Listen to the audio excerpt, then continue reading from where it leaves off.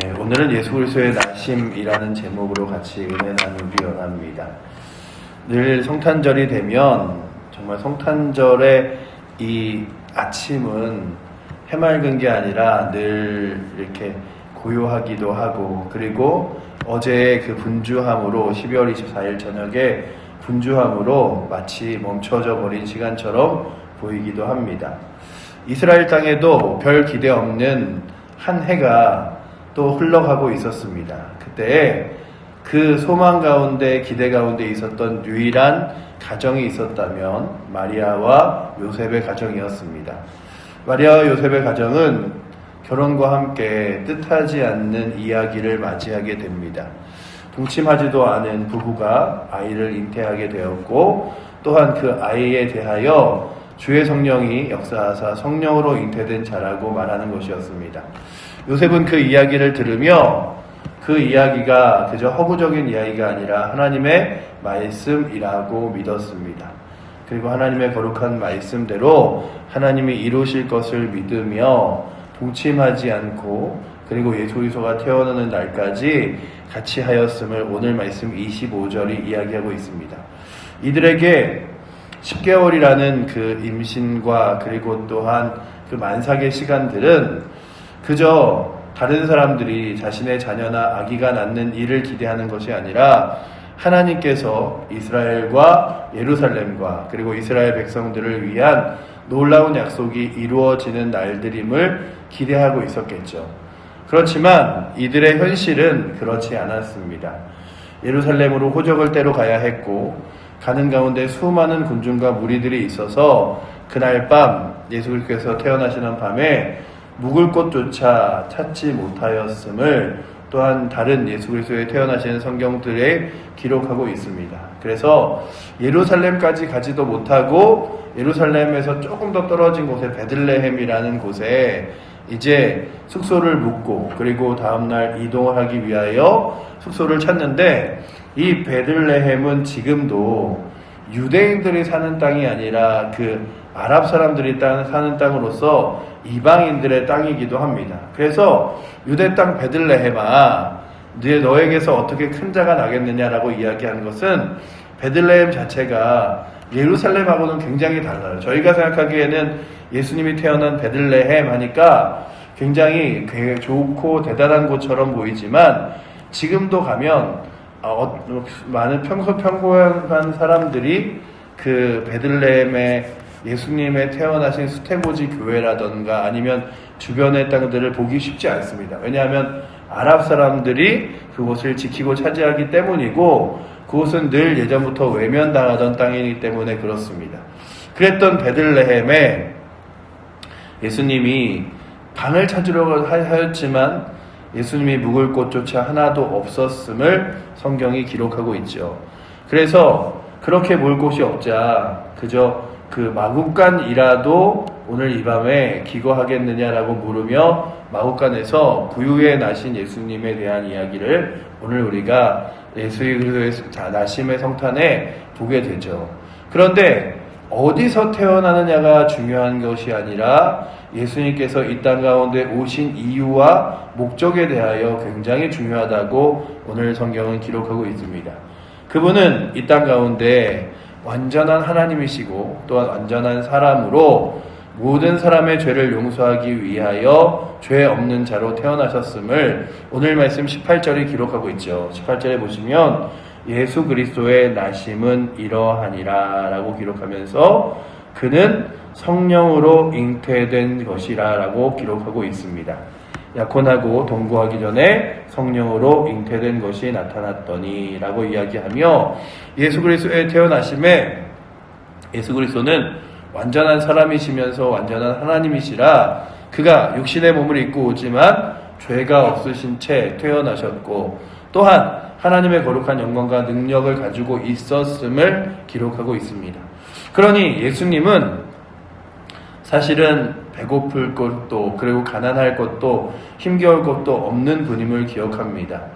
사단이 예수님을 시험하여 이를 때에 네가 이 돌들로 떡이 되게 하여 먹으라 라고 이야기하는 장면에서 40일을 금식한 예수님에게 시험하죠. 하지만 예수님께서는 그런 능력이 있었으나 그 시험들을 하나님의 말씀으로 이기시는 장면을 보면서 그도 육신의 배고픔과 또한 연약함이 있었지만 하나님의 거룩한 능력으로 인하여 그 모든 것들을 이겨내셨음을 보여주고 있습니다. 오늘 말씀은 그렇게 예수님께서 태어나시던 밤에 그 예수님이 이 땅 가운데 왜 오셨는가 하는 이유에 대하여 21절이 기록하고 있죠. 우리 21절 말씀 한번 같이 읽도록 하겠습니다. 아들을 낳으리니 이름을 예수라 하라. 이는 그가 자기 백성을 그의 죄에서 구원할 자이심이라 하니라. 아멘. 자신의 백성을, 자신이 택한 백성들을 그들의 죄에서 구원하여 하나님 거룩한 자녀로 만드실 것을 약속하고 있습니다. 그런데 이때까지만 해도 요셉도 마리아도 분명 몰랐을 것이 이 자신의 백성이라는 것이 오직 유대인들만은 아닐까라고 생각했지만 예수님께서 그러시죠.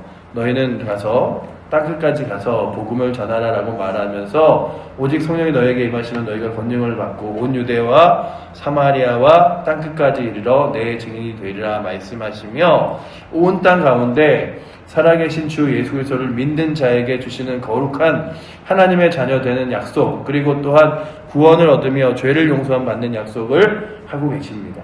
이 약속의 대전제는 예수님의 십자가의 죽으심입니다. 예수님은 이 땅 가운데 태어나실 때부터 십자가의 죽으심을 목표로 이 땅 가운데 오셨습니다. 그리고 또한 우리의 모든 죄악들을 그들의 스스로가 짊어진 채 살아가라고, 아니면 자신의 죄를 씻으라고, 자신의 죄를 용서함 받으라고 말씀하시는 게 아니라 우리의 모든 죄를 스스로 짊어지고 십자가에 못 박히셨음을 바라봅니다. 그러기에 오늘도 예수 그리스도의 오심이 그저 마냥 기뻐하고 즐거워할 수만은 없는 것은 예수 그리스도의 오심과 고난은 필연적이며 예수 그리스도의 태어나심과 죽음도 필연적이며 예수 그리스도가 이 땅 가운데 오셔서 십자가에 돌아가심으로만 구원받을 수 있는 것이 우리의 연약한 모습이기 때문에 그렇습니다. 그러니 예수님은 우리를 사랑하셔서 이 땅 가운데 십자가를 지시려고 분명한 목적으로 오셔서 예수 그리스도께서 30세 되던 해에 공생의 기간을 시작하시며 하나님의 말씀과 천국 복음을 선포하시고 또한 그렇게 하나님의 거룩한 자녀된 사람들에게 천국 소망을 주시고자 또한 구원을 받고자 말씀을 전하시며 이 땅 가운데 오셨는데, 그렇게 오신 예수님을 우리가 무엇이라고 부르냐 하면 임마누엘이라고 부릅니다. 임마누엘이라는 뜻은 오늘 23절이 말씀하시듯이 하나님이 우리와 함께 계시다라는 뜻이죠. 하나님이 우리와 함께 하셔서 우리의 죄악도, 우리의 연약함도, 우리의 부족함도 다 용서하실 것임을 약속하고 있습니다. 그래서 예수 그리스도의 이 땅에 오심은 하나님은 살아계시구나, 정말로 이 온 우주와 온 천하를 만드신 하나님이 살아계시구나 하는 것들을 예수 그리스도를 통하여 분명히 보여주는 약속이기도 하고요. 두 번째는 우리가 우리의 죄 때문에 무너지는 것이 아니라 우리의 죄를 하나님이 하나님의 자녀된 사람들로 인하여 예수 그리스도를 통하여 구원받게 하셨구나라는 확신을 갖게 할 뿐만 아니라 하나님이 우리와 지금도 함께 하실 뿐 아니라 저 영원한 하나님 나라에서도 함께 하실 것을 분명히 약속하고 있습니다. 그러니 오늘도 우리가 바라볼 것은 예수님의 태어나심과 그리고 십자가 지심이 필연적으로 연결되어 있고, 또한 예수님이 이 땅에 오심으로써 우리가 하나님의 자녀 되었다면 이제 우리만 예수 그리스도를 믿는 것으로 끝내는 것이 아니라 그 예수 그리스도를 예수님께서 말씀하셨듯이, 그리고 또한 예수님의 제자들에게 부탁하셨듯이 온 유대와 사마리아와 땅끝까지 이르러 주 예수 그리스도의 증인으로서의 삶을 살아가며 이 땅 가운데 오직 유일한 구원이 예수 그리스도밖에 없음을 선포하며 나아가는 것이 우리의 힘과 능력인 줄 믿습니다. 특별히 요즘에 종교다원주의라 그래서 사람들이 이런 생각을 해요. 어차피 좋은 곳 갈 거면, 어차피 착하게 살았으면, 어차피 예수님 몰라도 그의 인생 가운데 천국 갈 거면 그 사람은 가게 돼 있지 않을까라고 이야기하기도 하며, 뿐만 아니라 공공연연하게 또한 기독교에 있는 한 종파에서도, 그리고 또한 저 카톨릭에서도 마치 예수 그리스도를 믿지 않아도 선하게 사는 것, 의롭게 사는 것으로도 괜찮은 것처럼, 그래서 천국 갈 수 있는 것처럼 천국 가는 길이 예수님을 믿는 길 외에도 유일한 길이 아니라 다른 길이 있음을 계속해서 이야기하지만, 성경은 분명하게 구약서부터 신약에 이르기까지 단 하나 유일한 길, 예수 그리스도를 통하여 얻을 수 있는 구원의 길과 생명의 길을 말씀하고 있습니다. 그래서 예수님은 나는 길이요 진리요 생명이니 나로 말미암지 않고는 아버지께로 올 자가 없느니라 라고 선포하시죠. 예수 그리스도께 가는 것, 하나님 나라 거룩한 영광으로 주의 자녀가 되는 것, 그것은 예수 그리스도를 믿는 길밖에 없습니다. 또한 요한복음 1장 8절에서는 영접하는 자 곧 그 이름을 믿는 자들에게는 하나님의 자녀가 되는 권세를 주셨으니 라고 말씀하시며, 예수 그리스도 외에는 하나님 자녀가 되는 길이 없음을 말씀하고 있습니다.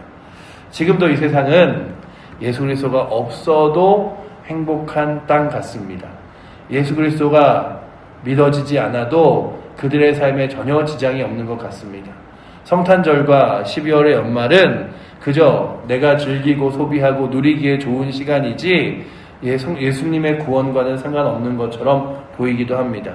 그래서 어느 순간 교회는 더 주눅들고 교회는 더 쪼그라들어서 성탄절에 대하여 사람들에게 전하지도 외치지도 말하지도 장식하지도 않는 시간들을 보냈지만, 세상은 더 그 반대로 더 화려하고 더 아름답고 더 멋진 장식으로 크리스마스를 이제 예수님이 태어나신 날이 아니라 엑스마스, 그리고 또한 산타가 선물 주는 날, 그리고 서로 행복한 날들의 표현으로 고백하죠. 1년 중에 가장 케이크 많이 팔리는 날이 12월 24일, 12월 23일 이럴 때예요. 왜냐하면 사랑하는 연인과 가족과 함께 크리스마스를 보내기 위해서죠. 그런데 그 사랑하는 연인과 함께 보내는 크리스마스에 예수님에 대한 생각은 없습니다. 그리고 또한 그 크리스마스에 예수님과 함께하는 가족들은 없습니다. 왜냐하면 그들은 예수님 없이도 스스로 충분히 행복할 수 있다고 여기기 때문이죠. 그래서 연말이 되면 정말 1년의 매출의 한 20-30% 이상이 충분히 나올 정도로 많은 케이크 팔리고, 그리고 또한 그렇게 전국적으로 뿐만 아니라 세계적으로도 시간들을 보내지만, 우리가 분명히 아는 것은 이 땅에 오신 예수라는 표현, 이름의 자체가 오늘 말씀에 나왔듯이 자기 백성을 그들의 죄에서 구원할 자이심을 고백하고 있다면, 그 예수 그리스도를 믿어 하나님의 자녀가 된 사람들에게 이 성탄절이 특별한 의미로 기억되기를 축복합니다. 이 성탄절에 예수님이 나를 구원하신 그 구원의 은혜를 기억하며 감사하고 기뻐하는 날이 되기를 축원합니다. 그래서 오늘도 이 주일에, 이 성탄절에 예배 자리에 오는 모든 사랑하는 성도들이 예수 그리스도의 나심으로 인하여 내가 구원받았음을 감사하며 주 앞에 나아가는 귀한 시간 될 수 있도록 기도해 주시고, 뿐만 아니라 이 세상에 그리스도를 알지 못한 안타까운 영혼들이 예수 그리스도를 만나는, 전 연말에 이렇게 성탄절이 있다는 것은 한 해 동안에 우리가 어떤 목표로 살아가야 되는지를 보여주는 중요한 의미와 시초점이 되는 것 같아요. 그러니 이 연말에 예수 그리스도의 오심을 기억하며, 또한 예수 그리스도가 나를 구원하심과 온 인류의 죄를 용서하기 위하여 오셨음을 기억하며 한 해를 또한 잘 마감하고 시작하면서, 주님, 제가 다시 12월에 예수 그리스도의 오심을 기뻐하는 그날까지 예수 그리스도가 왜 오셨는지를 기억하고 전하는 삶, 예수 그리스도를 위하여 살아가는 삶, 그리스도에게만 소망이 있다고 세상 가운데 외치는 삶 살아가게 하여 주시옵소서. 그래야 나의 삶으로 예수 그리스도에게만 소망이 있음을 보여줘서 세상 것에 아웅다웅하지 않고 주님 붙들며 나가게 하시고, 뿐만 아니라 예수 그리스도가 나의 소망과 구원 되시기에 그 예수님 때문에 날마다 기뻐하며 감사하며 살아갈 수 있도록 나를 이끌어 달라고 구하며 나갈 수 있는 은혜가 오늘도 저희 가운데 있기를 축원합니다. 뿐만 아니라 오늘도 하루하루 믿음으로 살아갈 때마다 삶이 힘들고 무거우며 어려울 때에도 임마누엘의 주님을 찾으시는 은혜가 오늘도 이 새벽에 나오신 우리 사랑하는 성도님들과 뿐만 아니라 우리 모든 칠보제교회 성도들에게 넘치기를 축원합니다. 하나님이 우리와 함께 계시다라고 고백하며 하나님 오늘도 이 순간에도 이 시간에도 이 하루에도 이 한 해에도 그리고 2026년도에도 함께 하심을 믿기에 주님 의지하며 나아가겠습니다 고백하며 주의 거룩한 뜻을 은혜를 따라 믿음의 길을 걸어갈 수 있는 은혜가 오늘도 넘치기를 축복합니다. 기도하겠습니다. 사랑의 하나님 감사합니다. 모든 인류의 구원자와 생명 되신 예수 그리스도께서 이 땅 가운데 오셨지만 세상은 어느 순간 예수 그리스도의 이 땅에 오심보다 더 화려하게 세상의 행복과 만족을 이 시간에 보내며 마치 예수 그리스도가 지워진 채 보내는 성탄절 명절처럼 보내고 있습니다.